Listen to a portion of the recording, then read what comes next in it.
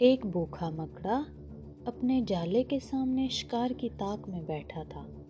کوئی کیڑا مکوڑا آئے اسے پھانس کر کھا جائے اور اپنی بھوک مٹائے۔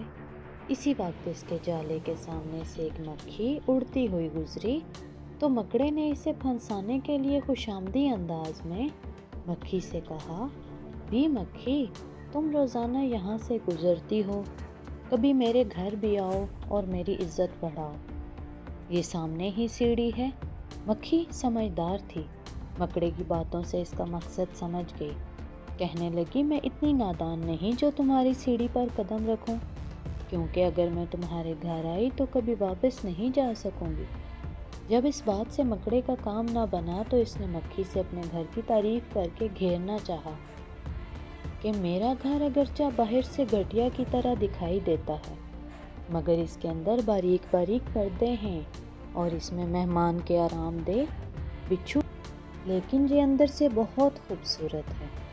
مکھی سمجھدار تھی، مکڑے کی باتوں میں نہ آئی۔ کہنے لگی، اللہ تمہارے نرم بچھونوں سے بچائے، اگر کوئی ان پر لیٹتا تو تمہارا شکار بن جائے گا اور واپس نہ آ سکے گا۔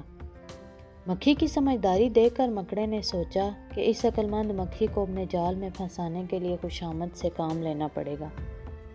مکڑے نے اب بڑی ہوشیاری سے مکھی کی خوشامد شروع کر دی اور بولا، تمہاری صورت بہت حسین ہے، تمہاری آنکھوں کی مثال تو چہکتے ہوئے ہیروں کی طرح ہے، اور تمہاری بن بناہٹ کی خوبصورت گیت کی طرح اچھی لگتی ہے۔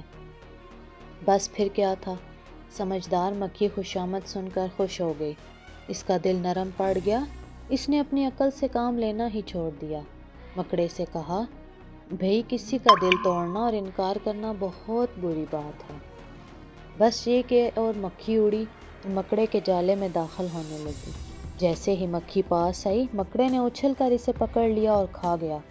اس طرح مکڑے نے خوشامد کر کے اپنی بھوک مٹائی۔ مکھی خوشامد کی وجہ سے